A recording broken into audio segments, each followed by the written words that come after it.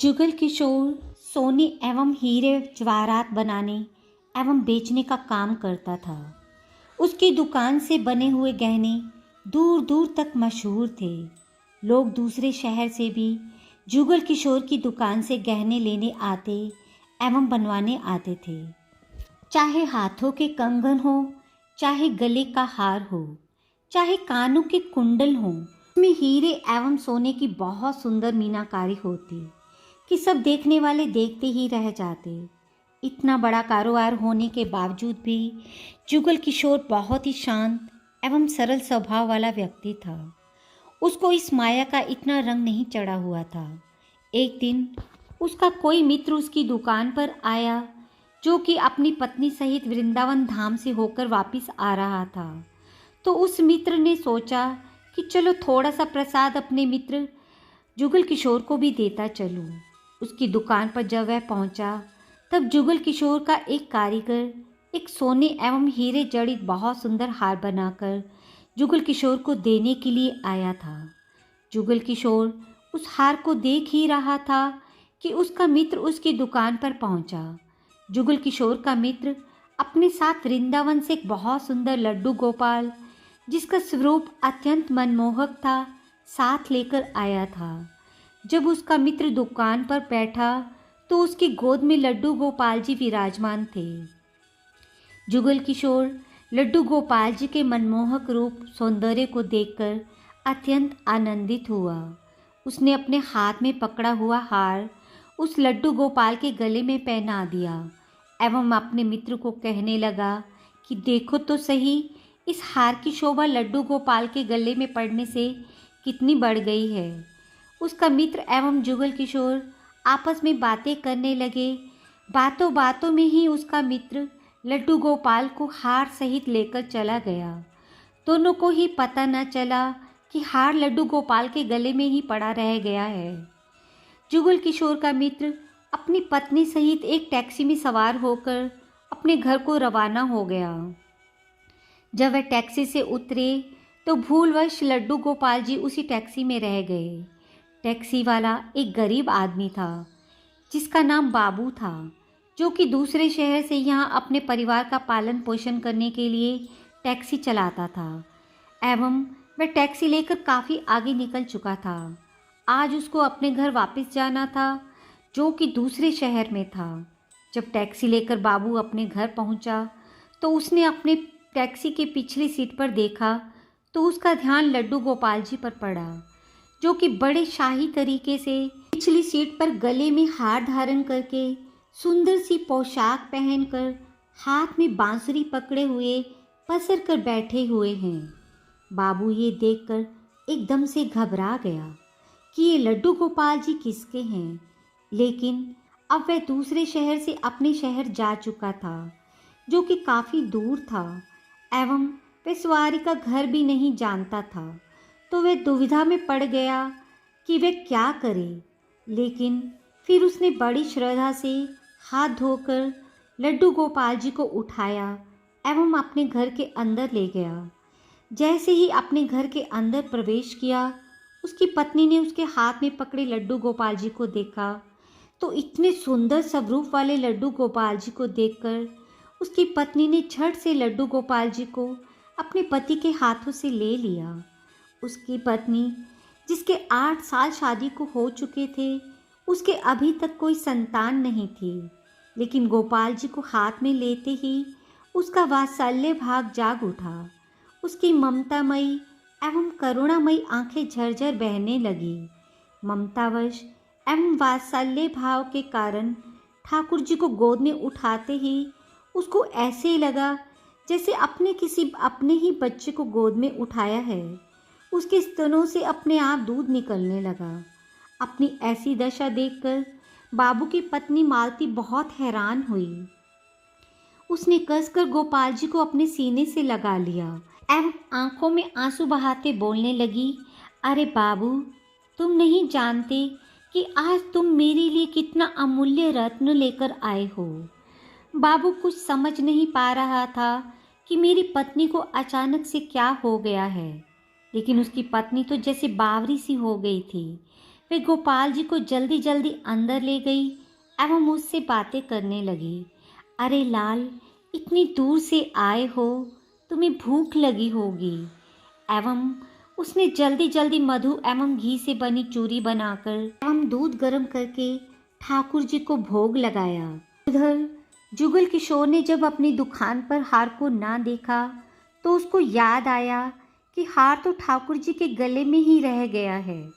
तो उसने अपने मित्र को संदेश भेजा। तो मित्र ने आगे से जवाब दिया, अरे मित्र, वह माखन चोर एवं चित चोर हार सहित खुद ही चोरी हो गया है। मैं तो खुद इतना परेशान हूँ। जुगल किशोर अब थोड़ा सा परेशान हो गया कि इतना कीमती हार ना जाने कहाँ चला गया। मुझे तो लाखों का नुकसान हो गया। लेकिन फिर भी अपने सरल स्वभाव के कारण उसने अपने मित्र को कुछ नहीं कहा एवं उसने अपने मन में सोचा कि कोई बात नहीं, मेरा हार तो ठाकुर जी के अंग ही लगा है। अगर मेरी भावना सच्ची है तो ठाकुर जी उसको पहने रखें। उधर बाबू एवं उसकी पत्नी मालती दिन रात ठाकुर जी की सेवा करते। अब तो मालती एवं बाबू को लड्डू गोपाल जी अपने बेटे जैसे ही लगने लगे। लड्डू गोपाल जी की कृपा से अब मालती के घर एक बहुत ही सुंदर बेटी ने जन्म लिया। इन सब बातों का श्रेय वे लड्डू गोपाल जी को देते कि ये हमारा बेटा है, अब हमारी बेटी हुई है, अब हमारा परिवार पूरा हो गया। मालती लड्डू गोपाल जी को इतना स्नेह करती थी कि रात को उठ उठ कर देखने जाती कि कहीं लड्डू गोपाल जी को कोई कष्ट तो नहीं। ऐसे ही एक दिन जुगल किशोर व्यापार के सिलसिले में दूसरे शहर गया जहाँ पर बाबू रहता था। लेकिन दुर्भाग्यवश जब वो उस शहर में पहुँचा तो अचानक से इतनी बारिश शुरू हो गई कि जुगल किशोर को जहाँ पहुँचना था वहाँ पहुँच ना सका। तभी वहाँ बाबू अपनी टैक्सी लेकर आ गया एवं उसने परेशान जुगल किशोर को पूछा, बाबूजी, आप यहाँ क्यों खड़े हो? बारिश तो रुकने वाली नहीं एवं सारे शहर में पानी भरा हुआ है। आप अपनी मंजिल तक ना पहुँच पाओगे एवं ना ही कहीं रुक पाओगे। मेरा घर पास ही है, अगर आप चाहो तो मेरे घर आ सकते हो। जुगल किशोर, जिसके पास सोने एवं हीरे के काफ़ी गहने थे, वे अनजान टैक्सी वाले के साथ जाने के लिए थोड़ा सा घबरा रहा था, लेकिन उसके पास कोई चारा भी नहीं था। अतः वे बाबू के घर उसके साथ टैक्सी में बैठकर चला गया। घर पहुंचते ही बाबू ने मालती को आवाज़ दी कि आज हमारे घर मेहमान आए हुए हैं, उनके लिए खाना बनाओ। जुगल किशोर ने देखा कि बाबू का घर एक बहुत ही छोटा सा लेकिन व्यवस्थित ढंग से सजा हुआ है। घर में अजीब तरह के इत्र की खुशबू आ रही है जो कि उसके हृदय को आनंदित कर रही थी। जब मालती ने उनको भोजन परोसा तो जुगल किशोर को उसमें अमृत जैसा स्वाद आया। उसका ध्यान बार बार उस दिशा की तरफ जा रहा था जहाँ पर ठाकुर जी विराजमान थे। वहाँ से उसको एक अजीब तरह का प्रकाश नजर आ रहा था। तो हार कर जुगल किशोर ने बाबू को पूछा कि अगर आपको कोई ऐतराज ना हो तो क्या आप बता सकते हो कि उस दिशा में क्या रखा है? मेरा ध्यान उसकी तरफ आकर्षित हो रहा है। तो बाबू एवं मालती ने एक दूसरे की तरफ मुस्कुराते हुए कहा कि वहाँ पर तो हमारे घर के सबसे अहम सदस्य लड्डू गोपाल जी विराजमान हैं। तो जुगल किशोर जी ने कहा कि क्या मैं उनके दर्शन कर सकता हूँ? तो मालती उनको एक कोने में ले गई जहाँ पर लड्डू गोपाल जी विराजमान थे।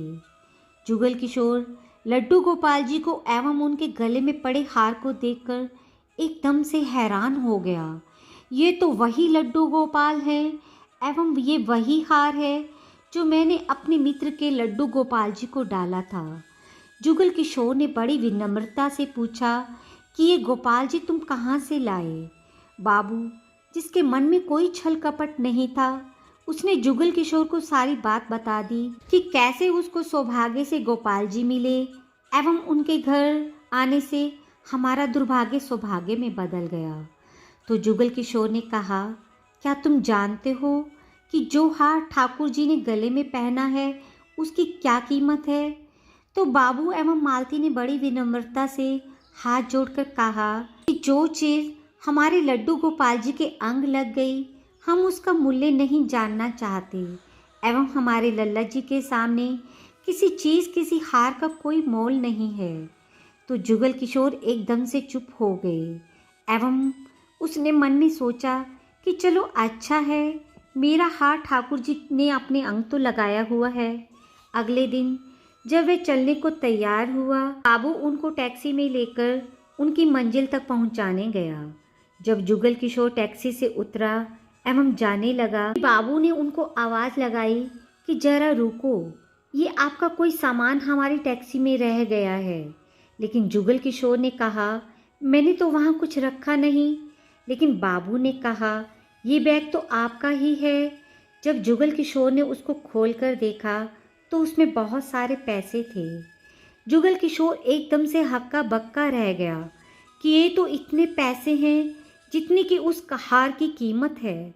उसकी आंखों में आंसू आ गए। जब तक मैंने निश्चल भाव से ठाकुर जी को वह हार धारण करवाया हुआ था, तब तक उन्होंने पहने रखा। मैंने उनको पैसों का सुनाया तो उन्होंने मेरा अभिमान तोड़ने के लिए पैसे मुझे दे दिए। मैं ठाकुर जी से क्षमा मांगने लगा, लेकिन अब हो भी क्या सकता था। इसलिए हमारे अंदर ऐसे भाव होने चाहिए कि उसमें अहंकार न होकर विनम्रता होनी चाहिए एवं ठाकुर जी जैसा चाहते हैं वैसा ही होता है। हम तो निमित्त मात्र हैं। कौन ठाकुर जी को वृंदावन से लाया एवं किसके घर आकर वे विराजमान हुए, ये सब ठाकुर जी की लीला है। जिसके घर रहना है, जिसके घर सेवा लेनी है, ये सभी जानते हैं। हम लोग तो निमित्त मात्र हैं, बस हमारे भाव शुद्ध होने चाहिए। राधे राधे। ऐसी ही भक्तिपूर्ण और ज्ञानवर्धक कहानियों को और सुनने के लिए मेरे चैनल को सब्सक्राइब और वीडियो को लाइक करना ना भूलिएगा और अपनी प्रतिक्रिया कृपया नीचे कमेंट बॉक्स में दें।